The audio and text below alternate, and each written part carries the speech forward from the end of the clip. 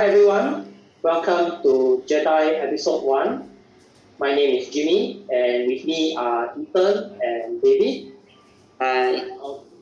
I'll be the moderator for this episode. So here is how we're going to run through. Firstly, we will explain why the name JEDi, and then we will each introduce ourselves. And then Ethan and David will be having a fireside chat on budget planning. And then last but not least, we will have a Q&A session. So feel free to post your questions in the comment section with regards to budget planning if you have. And then we will address them during the Q&A session later. So now let's move on.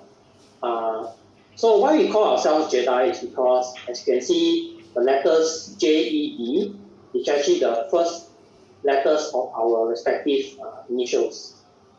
And then the letter I stands for informative.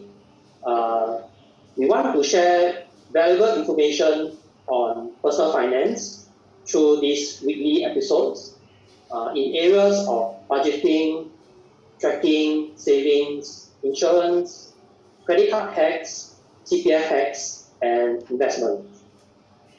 Okay, so now let's introduce ourselves. My name is Jimmy again. I'm the co-founder of PolicyWoke. I'm currently managing the social media and website of PolicyWoke and also in charge of business development to grow the business. I shall hand the mic to Ethan. Okay, hi everyone. I'm actually the founder of PolicyWoke, and I'm the operations and technical person in checking out the business. So pass over to David now. Ethan is our founder, but he's very humble, so sometimes he calls himself the co-founder. Anyway, I'm David. I'm a co-founder of PolicyWoke, and my main role is to look at the big picture and preempt problems we might face. In short, I'm the problem solver. Okay, great. Now that we have introduced ourselves, so now let's move on to the fireside chat on budget planning. So let's get the ball rolling, Ethan. Okay, sure. Okay, so when we talk about budget tracking, we first need to understand why do we create and track budgets. Then we need to understand what's our income, understanding how do we categorize the expenses, and finally we'll have a little chat over our budget allocation, our own personal, where me and David will share how's our budget allocation.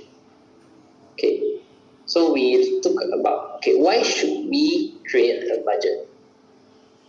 Okay, it's actually to lead questions to your financial health, because when we create a budget, we'll actually understand how you do your expenses and all that, and also to identify all the different gaps that can occur in our budget planning to make it a more effective budget. So there's actually a lot of common fallacies of budgeting. We tend to think of budget as being very tedious. There's a lot of things to take note of. We think of budget as very laborious. We have to keep tracking it, keep updating it. It's very low value to a lot of our financial plans. And like many of our New Year resolutions, why plan if we keep failing to keep it? Right, David? I try to keep it all the time. Okay, so but for us, we think of budget as being an enabler to all our financial goals. In fact, our personal life goals. We think of budget as being very fun. We want it to be very fun for everyone, because we think of it as very goal-based. Because with goals, can we be motivated to them, and thus we can plan to succeed in them. Okay, so now we look at understanding how we derive our budget. So we first look at our income, and as you know, our income actually comes from many various sources. For example, like dividends, your salary, or your rental income. But for us in this setting, we try to keep it simple, which is basically your income equals to the salary that you see. Okay, now we need to understand our expenses. So we broadly categorize our expenses into these 4 areas. One is personal expenses, which can include giving your parents money, the food that you use, the travel, your insurance as part of a risk management process, your investments for your future retirement planning or even your goals, and also to one major part, which is the debts, which can actually snowball if we don't manage it well.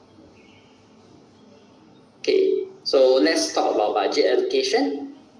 Okay, so you can see on the screen, there's actually David's one and also my one when we first started out. So maybe David want to start with his first.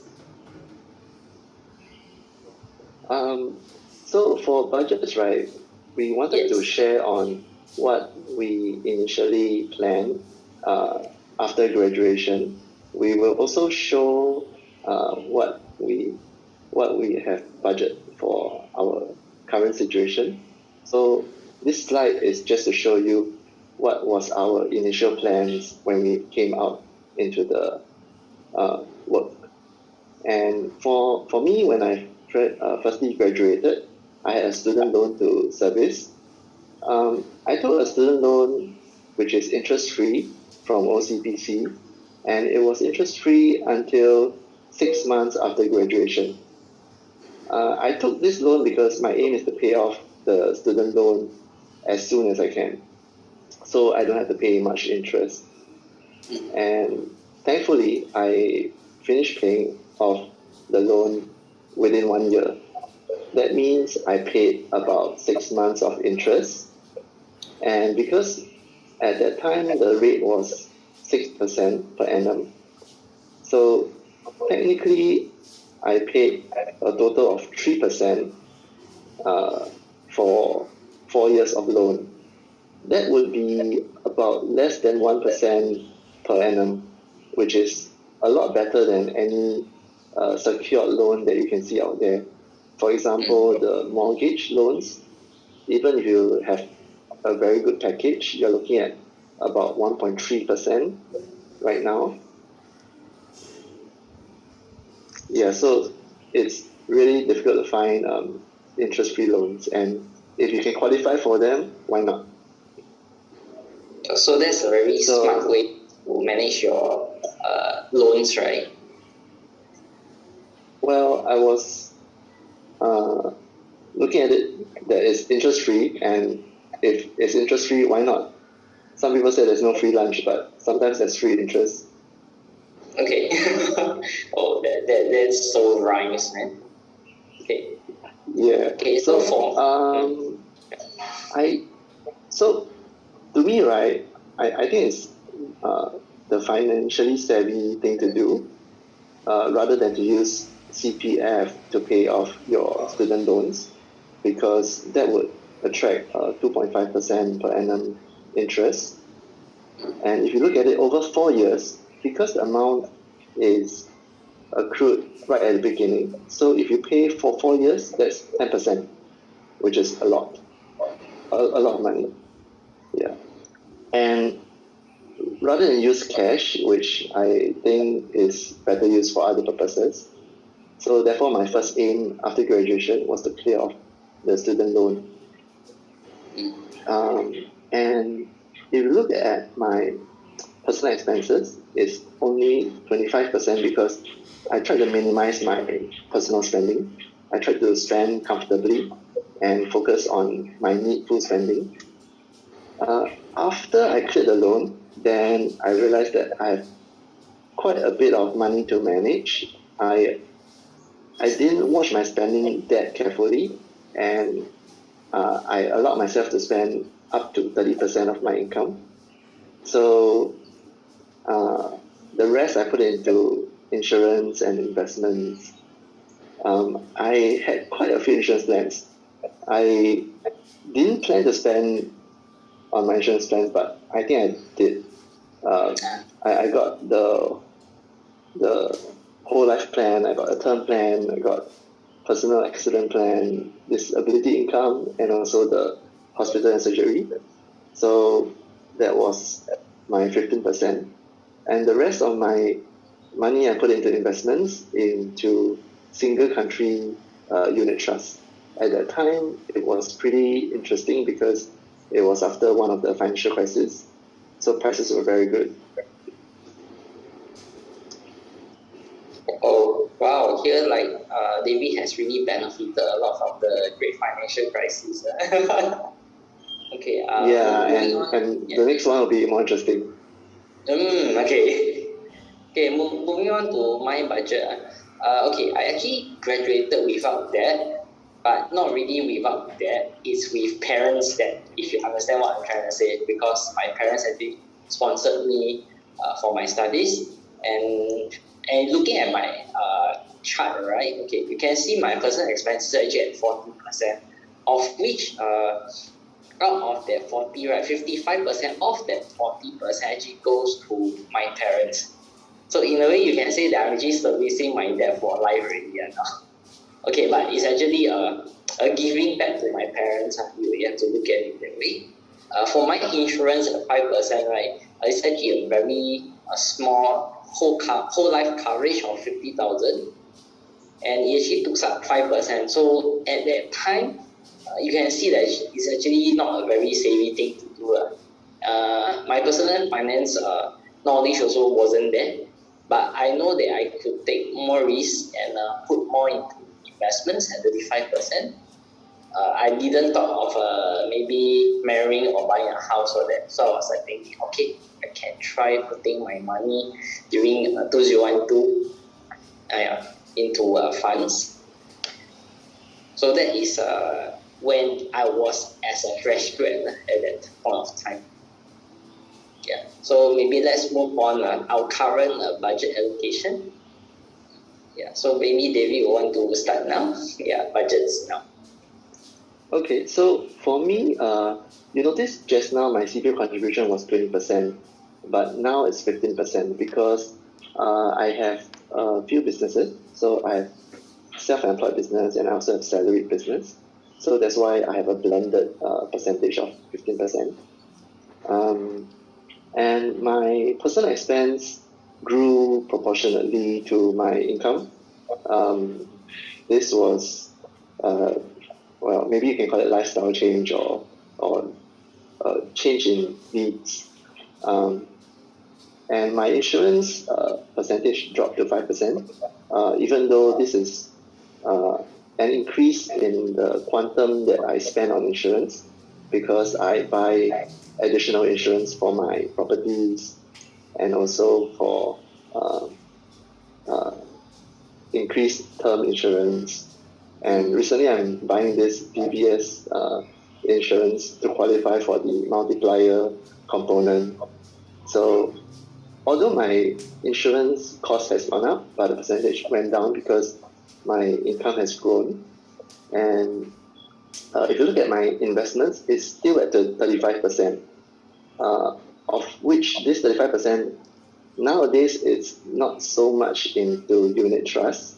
Actually, I stopped putting money into unit trust already because prices has gone up a lot, and right now I think it's not the best time.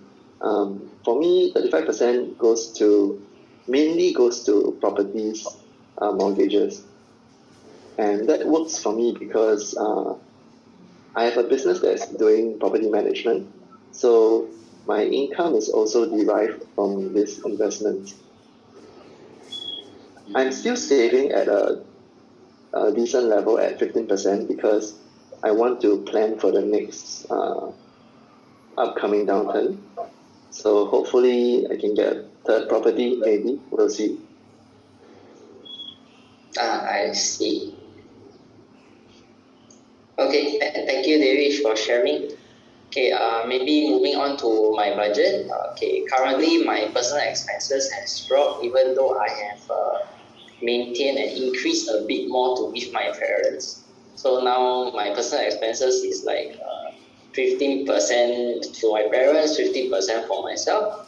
My insurance has shot up because I bought a 1 million coverage term to 99 plan. So if you actually compare that, it's 4 times more premium if I have bought just a level term to 65. So I bit of a regret about it because it's a bit of lockup. But at the same time, it's better than a whole life insurance because it's at least 5 times less expensive if you look at it in this way based on the leverage that I'm getting. And for my investments, I actually dialed down my investments to just 10% because I believe holding a war chest, even though I do investments also. So that's why I still have a bit of investments. Yeah.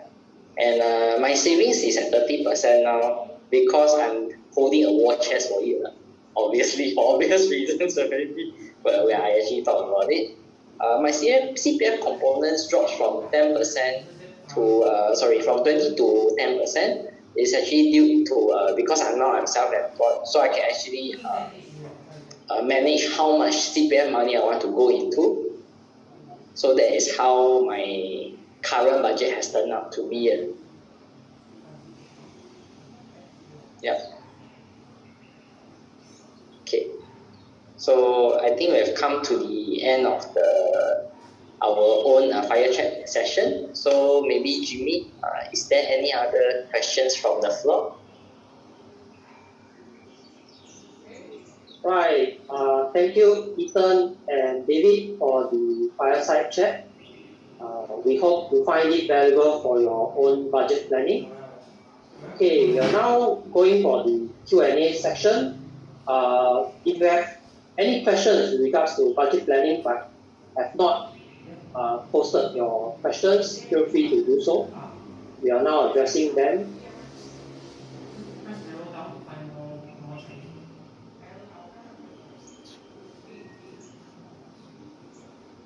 Okay, I think there is a question, right, that says, how can I maintain a positive attitude towards budget planning and finances?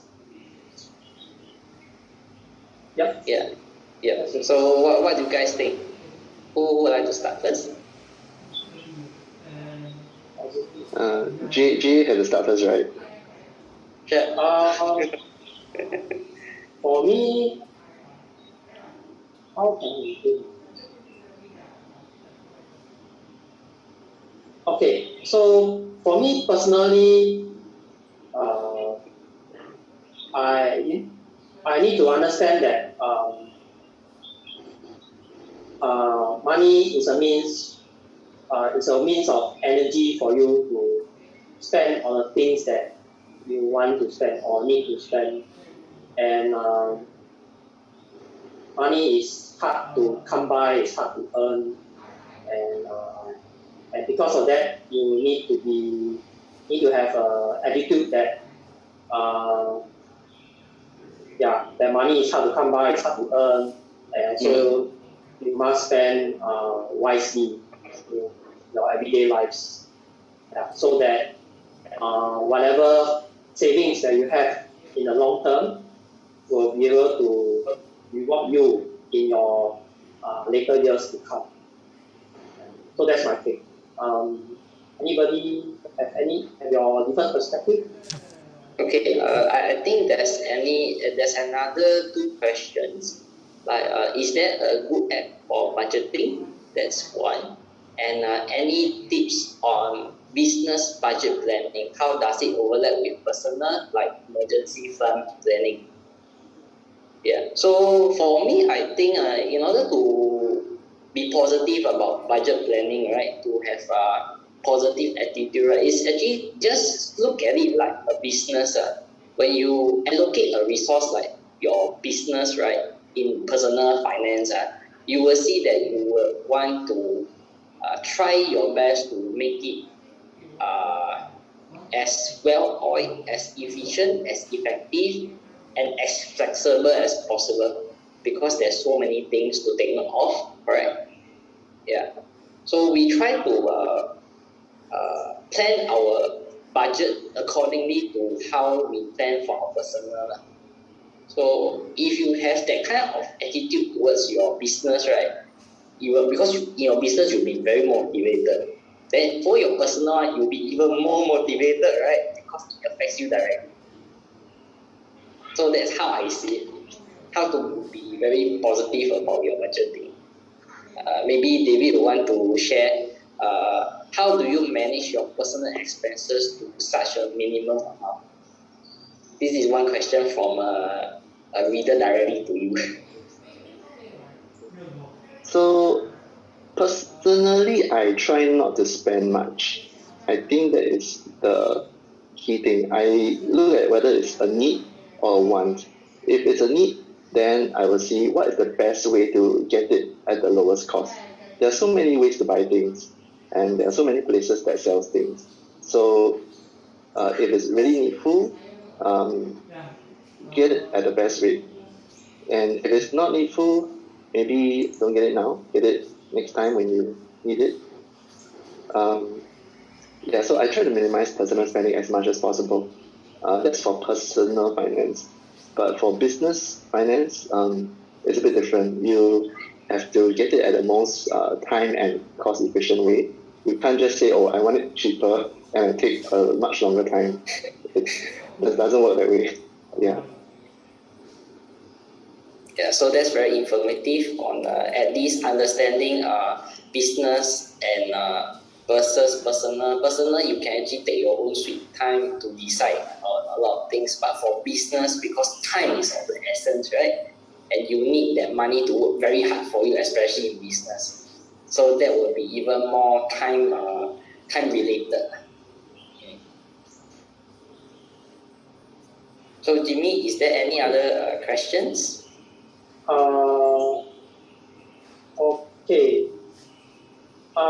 Okay. So we are coming very close to the end of our Facebook Live, but all is not lost. If you still have any more questions with regards to budget planning, you can continue to post your questions, and we will address them during the next episode. Speaking of the next episode, join us next Friday, 5 p.m. for JEDi episode 2 on expense tracking. If you like our content and be notified for future episodes, do like our page and share this post. We will see you next Friday, and may the finances be with you. Goodbye. Goodbye.